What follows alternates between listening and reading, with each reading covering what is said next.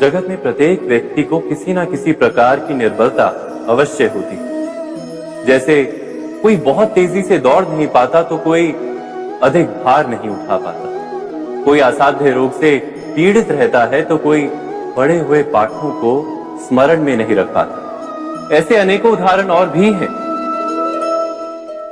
क्या आप किसी ऐसे व्यक्ति को जानते हैं जिसे सब कुछ प्राप्त हो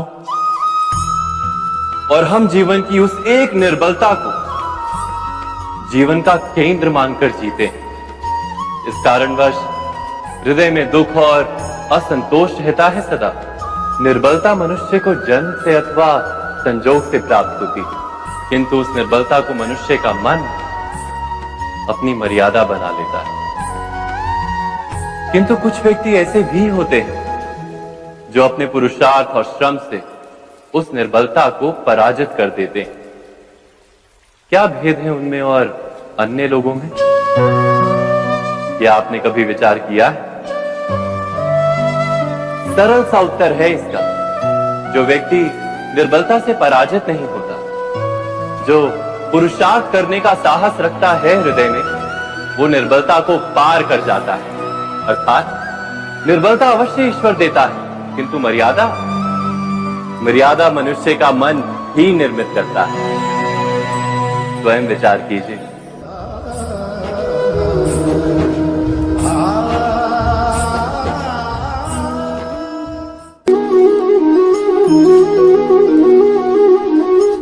भविष्य का दूसरा नाम है संघर्ष। हृदय में आज इच्छा होती है और यदि पूर्ण नहीं हो पाती तो हृदय भविष्य की योजना बनाता है। भविष्य में इच्छा पूर्ण होगी ऐसी कल्पना करता रहता है, किंतु जीवन ना तो भविष्य में है ना अतीत में। जीवन तो इस क्षण का नाम, अर्थात इस क्षण का अनुभव ही जीवन का अनुभव। पर हम ये जानते हुए भी इतना सा सत्य समझ नहीं पाते। या तो हम बीते हुए समय के स्मरणों को घेर कर बैठे रहते, या फिर आने वाले समय के लिए हम योजनाएं बनाते रहते हैं। और जीवन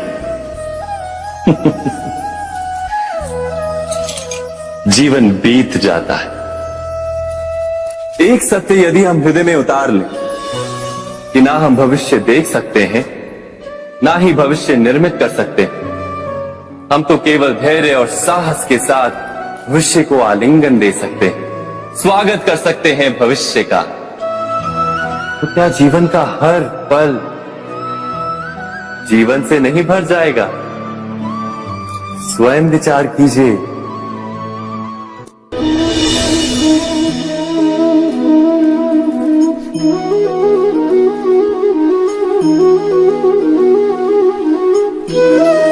ज्ञान प्राप्ति सदा ही समर्पण से होती है, यह हम सब जानते हैं। किंतु समर्पण का वास्तविक महत्व क्या है? क्या हमने कभी विचार किया? मनुष्य का मन सदा ही ज्ञान प्राप्ति में विभिन्न बाधाओं को उत्पन्न करता है। कभी किसी अन्य विद्यार्थी से ईर्ष्या हो जाती है, कभी पढ़ाए हुए पाठों पर संदेह जन्मता है, और कभी गुरु द्वारा दिया गया दंड मन को अहंकार से भर देता है। नहीं, क्या ऐसा नहीं होता?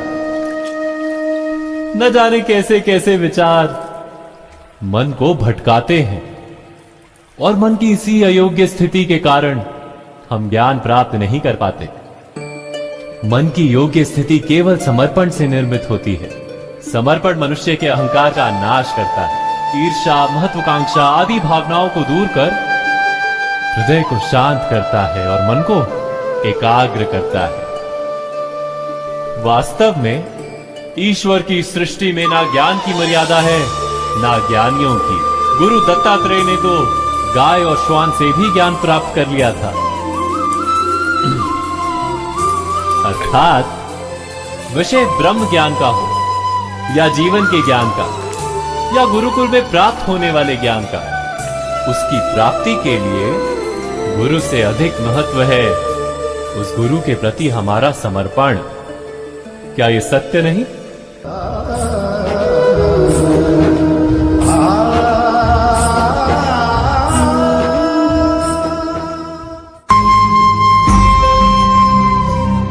प्रत्येक मनुष्य के जीवन में ऐसा क्षण अवश्य आता है जब सारे स्वप्न, सारी आशाएं, सारे दृश्य ध्वस्त हो जाते हैं। जीवन के सारे आयोजन ही बिखर जाते हैं। एक और धर्म होता है और दूसरी ओर सुख। इसी को धर्म संकट कहते हैं। जब धर्म का वहन ही संकट हो और धर्म का त्याग ही सुख।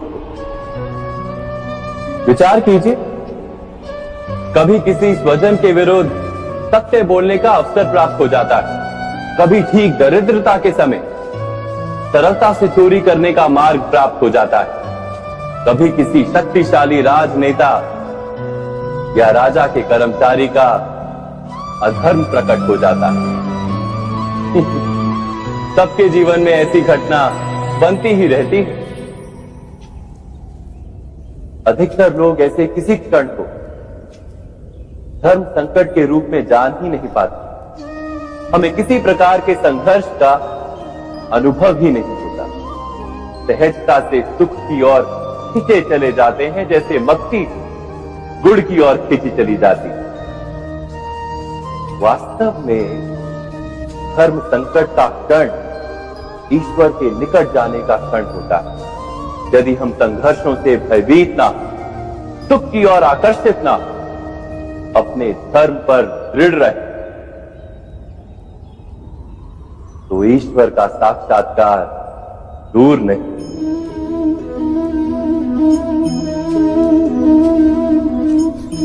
पवन से युद्ध करने वाला पत्ता यदि पेड़ से गिरता है तो भी आकाश की ओर उठता है।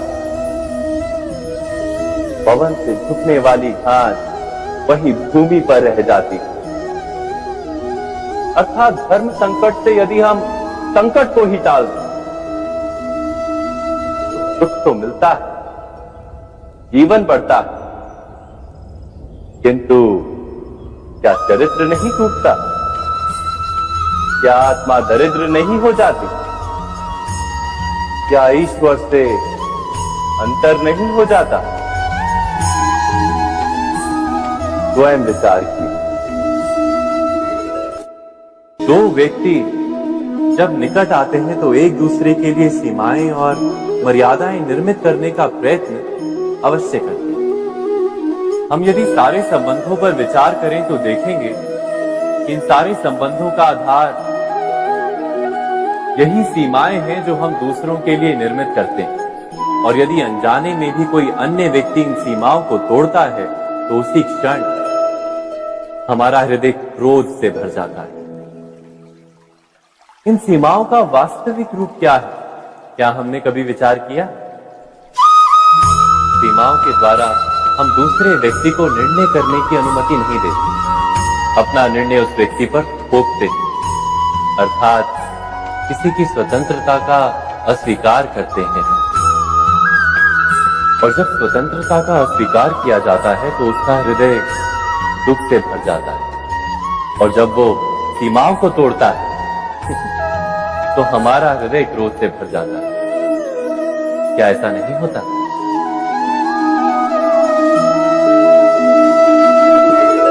पर यदि एक दूसरे की स्वतंत्रता का सम्मान किया जाए तो किसी मर्यादाओं या सीमाओं की आवश्यकता ही नहीं होती। अर्थात जिस प्रकार स्वीकार किसी संबंध का देह है, क्या वैसे ही स्वतंत्रता किसी संबंध की आत्मा नहीं? स्वयं विचार कीजिए। सबके जीवन में ऐसा प्रसंग अवश्य आता है कि सत्य कहने का निश्चय होता है हृदय में, किंतु मुख से सत्य निकल नहीं पाता। कोई भय मन को घेर लेता है। किसी घटना अथवा प्रसंग के बारे में बात करना या फिर स्वयं से कोई भूल हो जाए उसके बारे में कुछ बोलना, क्या ये सत्य है? नहीं। ये तो केवल तथ्य है, अर्थात जैसा हुआ था वैसा केवल बोल देना सामान्य सी बात है। किंतु कभी कभी उस तथ्य को बोलते हुए भी भय लगता है। कदाचित किसी दूसरे की भावनाओं का विचार आता है मन, दूसरे को दुख होगा ये भय भी शब्दों को रोकता है। तो ये सत्य क्या है? क्या हमने कभी विचार किया है? जब भय रहते हुए भी कोई तथ्य बोलता है तो वो सत्य कहलाता है। वास्तव में सत्य कुछ और नहीं, केवल निर्भयता का दूसरा नाम है। और निर्भय होने का कोई समय नहीं होता, क्योंकि निर्भयता आत्मा का स्वभाव है।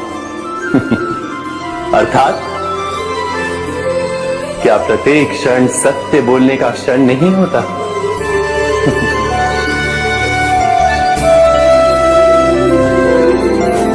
स्वयं विचार कीजिए।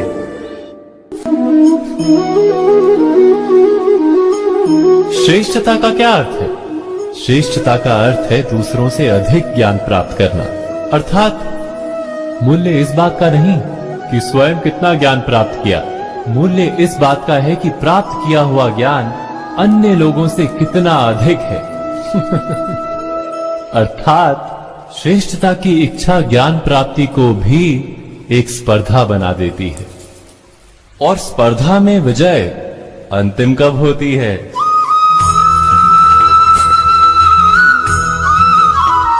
कुछ समय के लिए तो श्रेष्ठ बना जा सकता है, किंतु सदा के लिए कोई श्रेष्ठ नहीं रह पाता।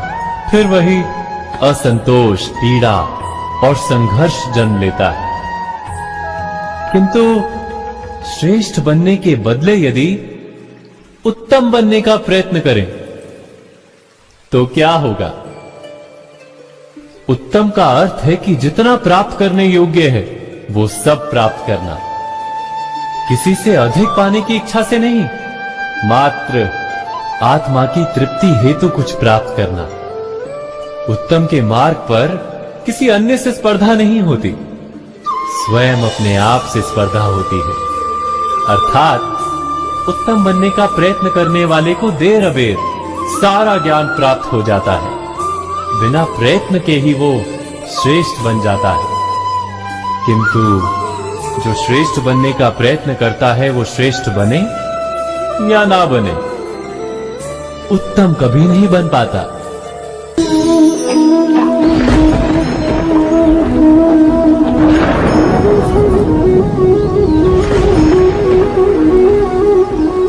सपनों और पूर्वाभासों के आधार पर हम भविष्य के सुख दुख की कल्पना करते हैं। भविष्य के दुख का कारण दूर करने के लिए हम आज योजना बनाते हैं।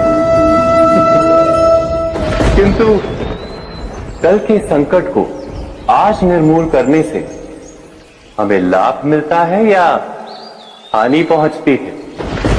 ये प्रश्न हम कभी नहीं करते। सत्य तो ये है कि संकट और उसका निवारण साथ जन से, व्यक्ति के लिए भी और सृष्टि के लिए भी। नहीं, आप अपने भूतकाल का स्मरण कीजिए, इतिहास को देखिए, आप तुरंत ही ये जान पाएंगे कि जब जब संकट आता है तब तब उसका निवारण करने वाली शक्ति भी जन्म लेती है। यही तो जगत का चलन है।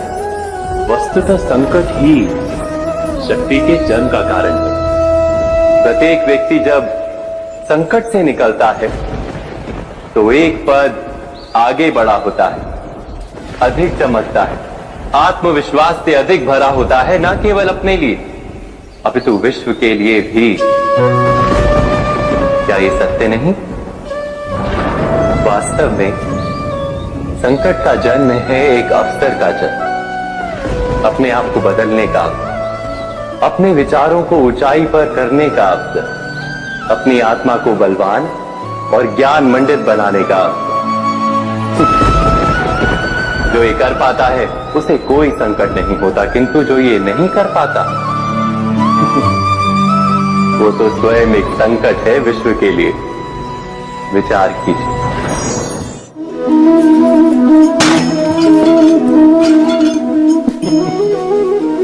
स्वयं विचार कीजिए।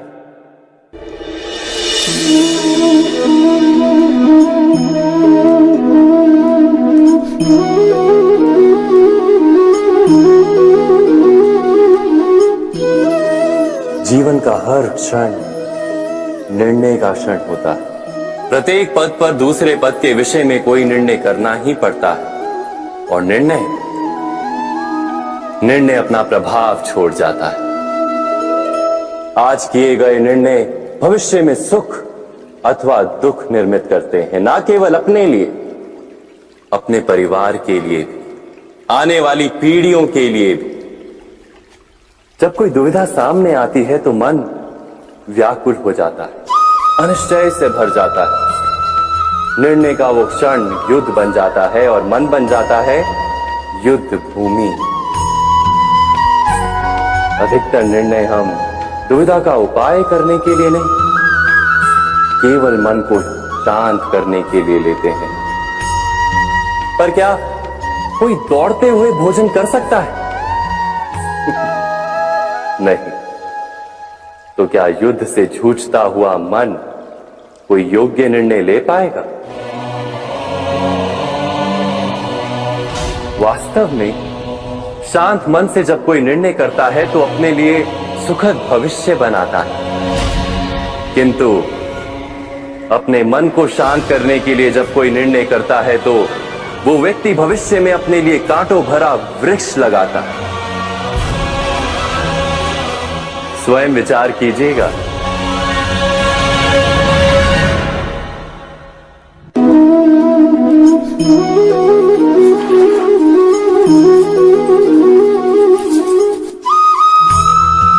जीवन में आने वाले संघर्षों के लिए जब मनुष्य स्वयं को योग्य नहीं मानता, जब उसे अपने ही बल पर विश्वास नहीं रहता, तब वो सद्गुणों को त्याग कर दुर्गुणों को अपनाता है।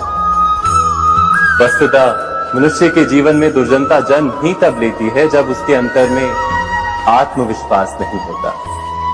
आत्मविश्वास ही अच्छाई को धारण करता है। ये आत्मविश्वास है क्या?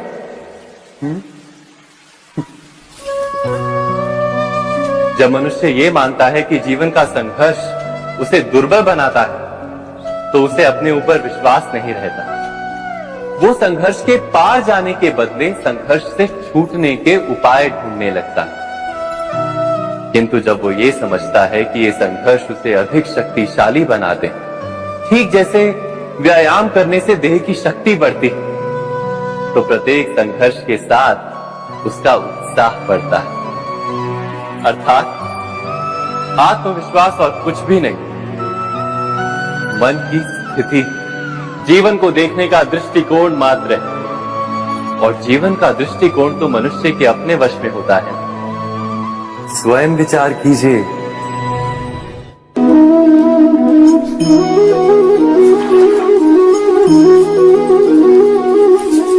पिता सदा ही अपने संतान के सुख की कामना करते हैं, उनके भविष्य की चिंता करते रहते हैं। इसी कारणवश सदा ही अपने संतानों के भविष्य का मार्ग स्वयं निश्चित करने का प्रयत्न करते रहते हैं। जिस मार्ग पर पिता स्वयं चला है, जिस मार्ग के कंकर पत्थर को स्वयं देखा है, मार्ग की छाया, मार्ग की धूप को स्वयं जाना है, उसी मार्ग पर उसका पुत्र भी चले, यही इच्छा रहती है हर पिता की। निसंदेह उत्तम भावना है ये। किंतु 3 प्रश्नों के ऊपर विचार करना हम भूल ही जाते हैं। कौन से प्रश्न? प्रथम प्रश्न, क्या समय के साथ प्रत्येक मार्ग बदल नहीं जाते? क्या समय सदा ही नई चुनौतियों को लेकर नहीं आता? तो फिर बीते हुए समय के अनुभव नई पीढ़ी को किस प्रकार लाभ दे सकते हैं? दूसरा प्रश्न, क्या प्रत्येक संतान अपने माता पिता की छवि होता है? हाँ, संतानों को संस्कार तो अवश्य माता पिता देते हैं, किंतु भीतर की क्षमता तो ईश्वर देते हैं। तो जिस मार्ग पर पिता को सफलता मिली है, विश्वास है कि उसी मार्ग पर उसकी संतानों को भी सफलता और सुख प्राप्त होगा? तीसरा प्रश्न, क्या जीवन के संघर्ष और चुनौतियां लाभकारी नहीं होती? क्या प्रत्येक नया प्रश्न एक नए उत्तर का द्वार नहीं खोलता? तो फिर संतानों को नए नए प्रश्नों, संघर्षों और चुनौतियों से दूर रखना, ये उनके लिए लाभ करना कहलाएगा या हानि पहुंचाना? अर्थात जिस प्रकार संतान के भविष्य का निर्माण करने के बदले उसके चरित्र का निर्माण करना श्रेष्ठ है, वैसे संतानों के जीवन का मार्ग निश्चित करने के बदले उन्हें नए संघर्षों के साथ जूझने के लिए मनोबल व ज्ञान देना अधिक लाभदायक नहीं होगा? स्वयं विचार कीजिए। मनुष्य की सबसे बड़ी दुर्बलता क्या होती है? सोचिए। धन, प्रेम, अहंकार। मनुष्य की सबसे बड़ी दुर्बलता होती है उसके रहस्य। चाहे आप कितने भी शक्तिशाली क्यों ना हो, कितने भी प्रबल क्यों ना हो, परंतु उसके रहस्य उसके नाश की चाबी होती है। इसलिए यदि प्रबल रहना है, शक्तिशाली रहना है, समर्थ रहना है, तो अपने रहस्य को किसी को भी ना बताएं, ना मित्र को और ना ही शत्रु को, क्योंकि समय पड़ने पर कब कौन शत्रु हो जाए ऐसा कहना संभव नहीं। विभीषण को रावण के अमृत कुंड का ज्ञात था, इसीलिए प्रभु श्री राम रावण का वध करने में सफल हो सके। इसलिए उचित यही है कि आप अपने रहस्य को स्वयं तक ही सीमित रखें। मनुष्य जीवन की परीक्षा में सफल होने के लिए क्या नहीं करता? वो परिश्रम करता है, दौड़ भाग करता है, और ये सब करने के पश्चात भी जब उसका काम नहीं बनता तो वो नकल करता है ना? तनिक लौटिए अपने बचपन में, स्मरण कीजिए अपने बचपन की स्मृतियों का। क्या स्मरण हुआ? विद्यालय में जब आप परीक्षा देने जाते थे तो क्या होता था? आप ना सही, परंतु कोई ना कोई सफलता पाने के लिए नकल करता ही था और उत्तीर्ण भी हो जाता था, है ना? परंतु जीवन की परीक्षा ऐसी नहीं होती।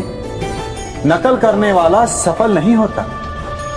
कारण विद्यालय में सबके प्रश्न पत्र एक होते थे, परंतु जीवन के प्रश्न पत्र और उनकी कठिनाई सबके लिए भिन्न होती, तो निश्चित रूप से उनके उत्तर भी भिन्न होंगे ना।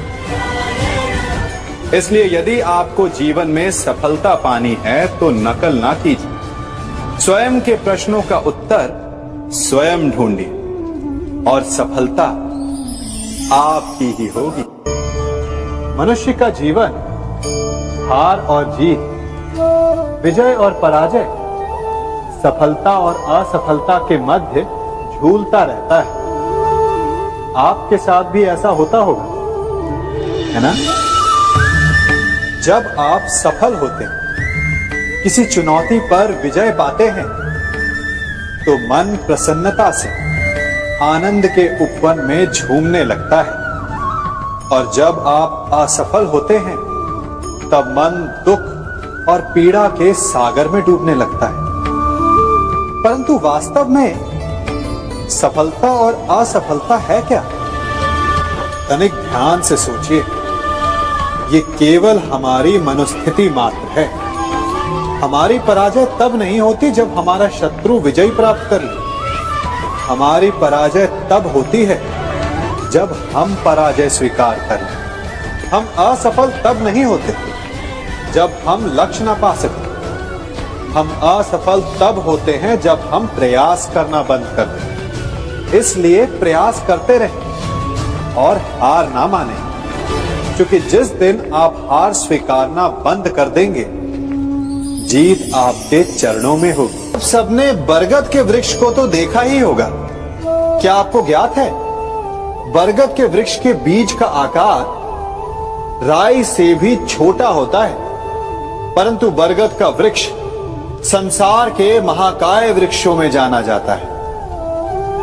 जब उसका जन्म होता है तब उसमें वो जटाएं, वो शाखाएं नहीं होती, परंतु जैसे जैसे उसका विस्तार होता है, जैसे जैसे वो अधिक शाखाओं का भार उठाता है, अधिक पत्तियों का सृजन करता है, वैसे वैसे उसकी शाखाएं जटाएं बनकर जड़ तक पहुंचती है और इस वृक्ष को सहारा देती है।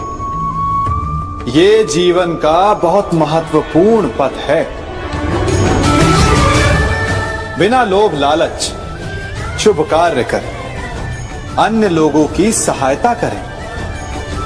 धीरे धीरे आपने जिनकी सहायता की वो आपके सहायक बनते जाएं, आपकी जड़ों को और बलशाली बनाएंगे, आयु मान और आकार बढ़ाएंगे। सहजीवन, सहायता और निष्काम कर्म आपको मृत्यु के पश्चात भी मरने नहीं देगा, आपको अमर रखेगा। हमारा शरीर प्रकृति का एक महान आविष्कार है। इससे जटिल संरचना संसार में और कोई नहीं। हमारा शरीर जितना जटिल है, यदि इसे ठीक से जाना जाए तो इससे अधिक सरल ज्ञान देने वाला और कोई नहीं। हमारे शरीर में पंच इंद्रियां होती हैं जो हमें भाव, गुण और वस्तुओं का बोध कराती हैं। हमारे पास आंखें हैं, नाक है, स्पर्श के लिए त्वचा है, कान है और जीभा है। सबका भिन्न भिन्न कार्य है। आंखों से देखना, कानों से सुनना, नथनों से श्वास लेना, त्वचा से स्पर्श करना और जीभा से स्वाद लेना। परंतु क्या आपने कभी सोचा कि प्रकृति ने हमें 2 आंखें दी, 2 नथने दी, 2 कान दी, स्पर्श के लिए ये पूरा शरीर दिया, परंतु जीभा केवल 1 दी? ऐसा क्यों? क्योंकि प्रकृति चाहती है कि हम देखें अधिक, सुने अधिक और ज्ञान अधिक अर्जित करें, बोले कम। क्योंकि अधिक वाचाल नाश को निमंत्रण देता है। स्मरण रखिएगा।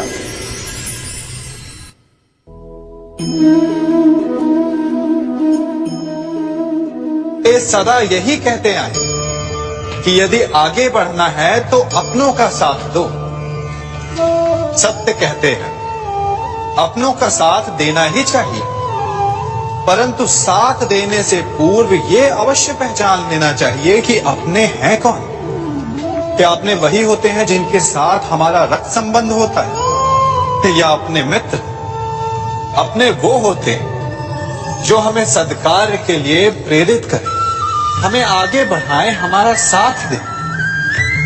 और वो जिनका साथ देने से समाज का नाश, धर्म की हानि, वो सगे हो करके भी सगे नहीं होते। इसलिए जब अपनों की परिभाषा का चुनाव करें तो उन्हें अपना माने जो आपका साथ दे, उन्हें नहीं जो हमें अज्ञान के मार्ग पर ले जाएं।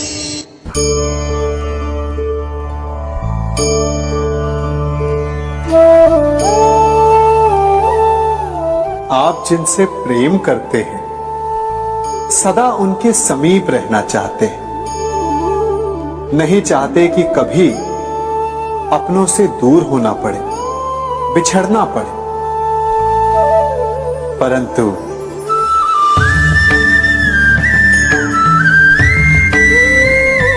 एक समय के पश्चात अपनों से दूर हो जाना उन्नति के लिए आवश्यक है।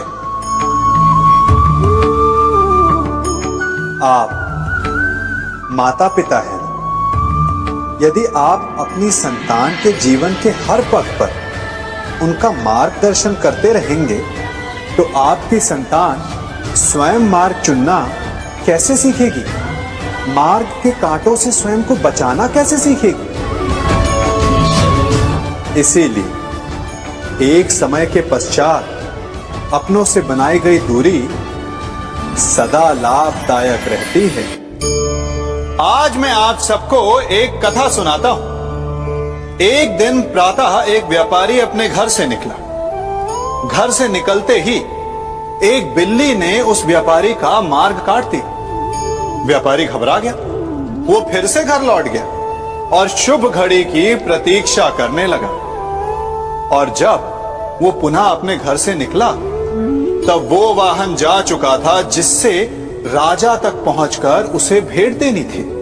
राजा को भेंट नहीं मिली। राजा क्रोधित हो गए। राजा ने उस व्यापारी का व्यापार बंद करवा दिया। इस कारण व्यापारी क्रोधित होकर घर पर अपनी पत्नी से लड़ बैठा।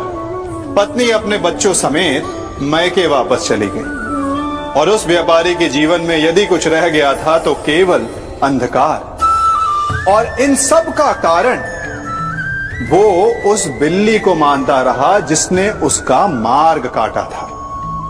ऐसा ही एक दूसरा व्यापारी राजा को भेंट देने निकला और उस व्यापारी का मार्ग भी एक बिल्ली ने काट दिया। वो व्यापारी तनिक घबराया, परंतु उसने आगे बढ़ना अधिक उचित समझा। राजा तक वो समय पर पहुंचा। उसने राजा को भेंट दी। राजा प्रसन्न हुए और राजा ने व्यापारी को अपना व्यापार बढ़ाने की अनुमति दी, स्वर्ण आभूषण दी। जब व्यापारी घर पर पहुंचा तो पत्नी को आभूषण और अपने बच्चों को देने के लिए वस्त्र थे उसके पास। हर ओर प्रसन्नता थी। समझ रहे हैं ना? दोनों के साथ एक ही प्रकार की घटना हुई, परंतु दोनों की प्रतिक्रिया भिन्न थी। ऐसा ही हमारा जीवन भी है।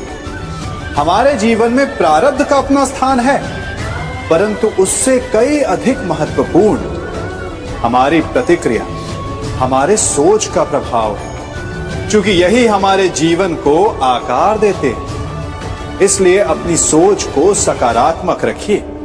आपका जीवन सदैव आनंदमय।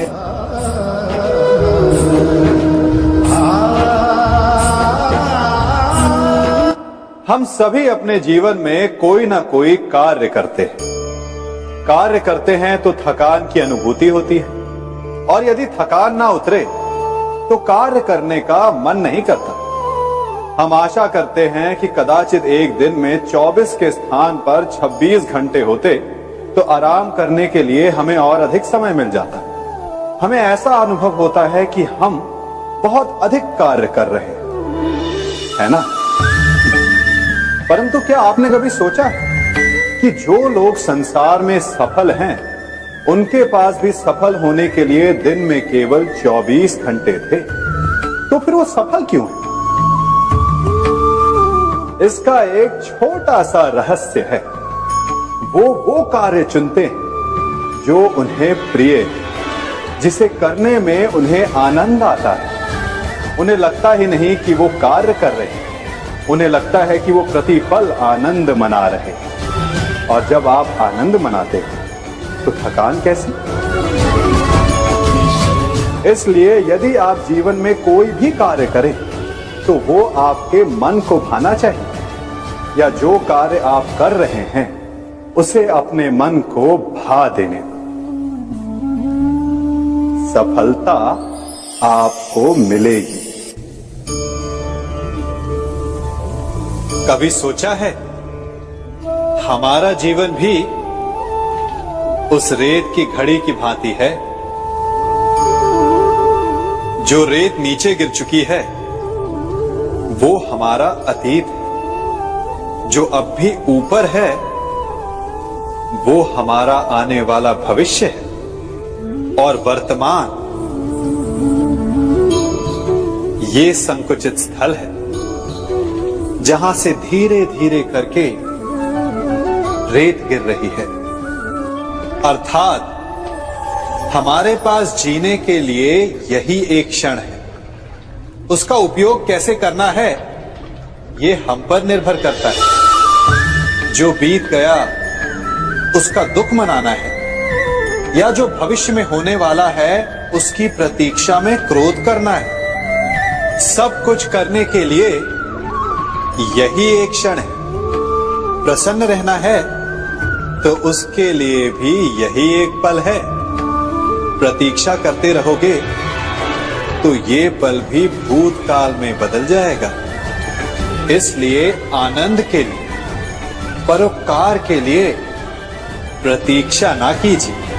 आपके पास जो पल है उनका भरपूर सदुपयोग कीजिए, क्योंकि इस घड़ी को पलटकर आप फिर से समय अवश्य गिन सकते हैं, परंतु अपना बीता हुआ समय आप वापस नहीं लौटा पाएंगे। मनुष्य भी बड़ा विचित्र प्राणी है।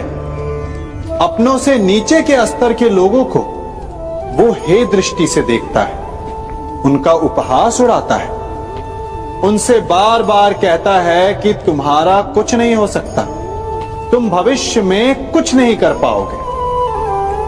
जब मनुष्य के पास धन, संपत्ति, मान होता है तो वो दूसरों का आदर नहीं करता, परंतु वो एक बात भूल जाता है कि उससे भी अधिक शक्तिशाली कोई अस्तित्व में है, और वो है समय। काल काल अपना चक्र कब बदलेगा ये कोई नहीं जानता। समय अपनी करवट कब लेगा ये कोई नहीं जानता। कोयला भी समय के साथ साथ हीरे में परिवर्तित हो जाता है। इसलिए जीवन में कभी भी किसी का भी उपहास नहीं उड़ाना चाहिए।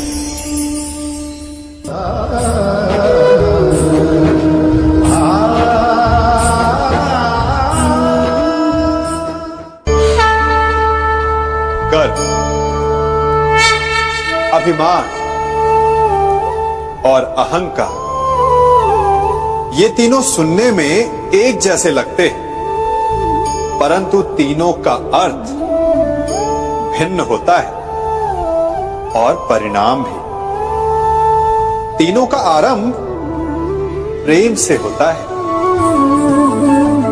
स्वयं से प्रेम, परिश्रम हमारे मन में गर्व को जन्म देता है और सफलता अभिमान जगाती है। यहां तक ठीक है, परंतु जब ये भावना अहंकार बन जाती है तब वो समस्या बन जाती है, क्योंकि सबसे बुरा अंत अहंकारी का ही होता है।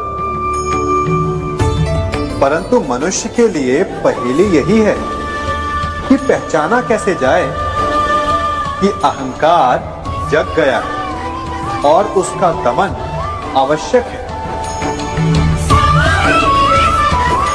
इसका उत्तर मैं नहीं, आपका मन देगा। जब तक आप स्वयं से प्रसन्न हैं, जब तक आप सबसे ऊंचा उठने का प्रयास कर रहे हैं, तब तक ठीक है। परंतु जब आपके मन में दूसरों को नीचा समझने का भाव आ जाए तो सावधान हो जाइए, क्योंकि यही अहंकार है जो वास्तव में आपको हीन कर रहा है।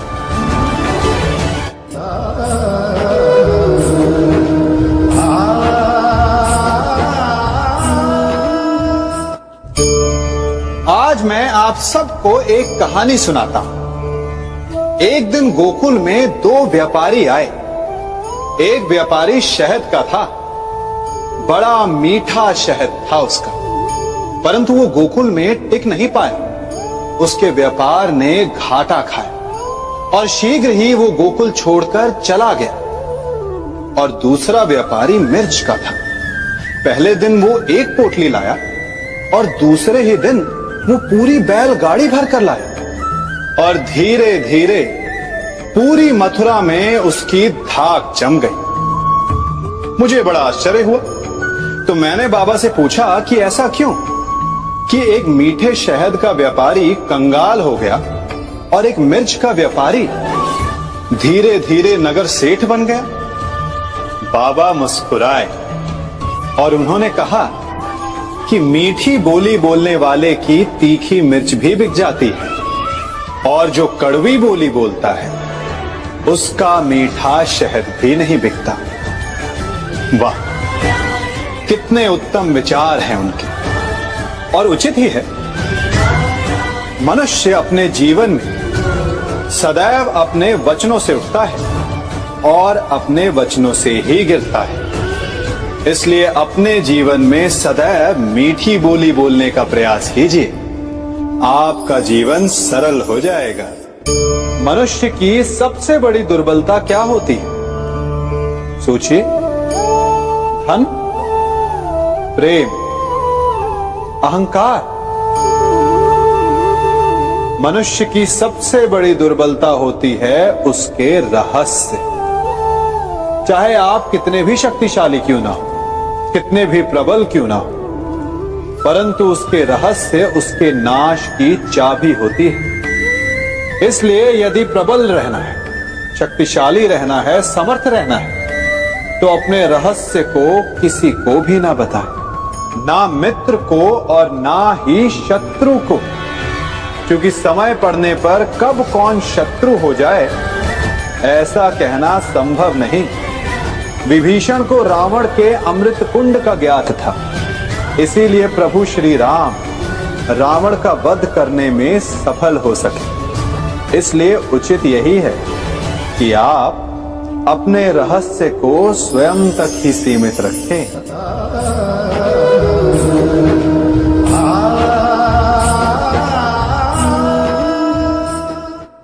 युवा अवस्था भी हमारे जीवन का कितना सुंदर काल होता है ना।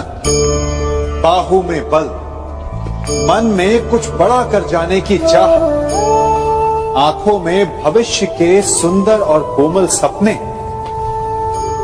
और इसी अवस्था में मनुष्य के भीतर पनपता है प्रेम। किसी को देखकर उस पर मन मोहित हो जाता है और फिर मनुष्य अपना सब कुछ उस पर न्यौछावर कर देना चाहता है। फिर प्रेम की परिणति होती है विवाह में। क्यों? सबको अपने खट्टे मीठे संस्मरण स्मरण हुआ है ना, परंतु यहीं से अधिकतर माता पिता और संतान के मध्य विचारों का विरोध प्रारंभ हो जाता है। संतान को लगता है कि उसका चुना जीवन साथी ही उसके लिए उपयुक्त है, और माता पिता को लगता है कि संतान अनजाने में भूल कर रही है। संतान का तर्क होता है कि उसे विवाह किससे करना है, ये उसका अधिकार है, और माता पिता का तर्क ये होता है कि अब भी जीवन साथी चुनने की समझ संतान में है ही नहीं। तो इस अवरोध को काटा कैसे जाए, उचित निर्णय कैसे लिया जाए? इसका एक ही मार्ग है, अपने उत्तरदायित्व का भान और अपनों से बड़ों के मापदंडों का भान। विवाह करने से पूर्व ये जान लेना आवश्यक है कि विवाह केवल अपने प्रेम को पाने का मार्ग नहीं है, अपितु विवाह से जीवन का एक नया द्वार भी खुलता है, और हर नए जीवन के साथ नए उत्तरदायित्व भी होते हैं। और यदि इन उत्तरदायित्वों को समझकर निर्णय लिया जाए तो विश्वास कीजिए आपका दाम्पत्य जीवन आनंद से भरा रहेगा और आपको कभी ये पछतावा नहीं होगा कि आपने कोई अनुचित निर्णय लिया। सागर का जल वाष्प बनकर उड़ता है, तब वो हमें दिखाई नहीं देता। मेघ उस जल को अपने भीतर छिपा लेते हैं, लंबी यात्रा करते हैं, प्रयास करते हैं कि वो जल सदा उनके भीतर छिपा रहे, परंतु जब वायु का वेग उन्हें उड़ाकर किसी पर्वत से ले जाकर के टकरा देता है, तब उन मेघों को बरसना ही पड़ता है, क्योंकि यही नियति है, यही प्रकृति है। क्योंकि जल को सागर में जाकर मिलना ही है। ठीक ऐसा ही हमारे साथ भी होता है। हम सत्य अपने मन के मेघों में चाहे जितना छिपाने का प्रयास कर लें, परंतु समय की आंधी उसे वास्तविकता के पर्वत से ले जाकर के टकराकर हमारे समक्ष ले ही आती है। जिस भय के कारण आप सत्य को सामने नहीं लेकर आना चाहते, एक दिन वही भय हमारे समक्ष आकर खड़ा हो जाता है और फिर हम लाचार हो जाते हैं, क्योंकि हमने उस भय का सामना करने की तैयारी नहीं की होती। इसलिए सत्य से भागे नहीं, उसे छिपाए भी नहीं, उसे स्वीकार करें। भविष्य की बड़ी विपत्ति से बच जाएंगे।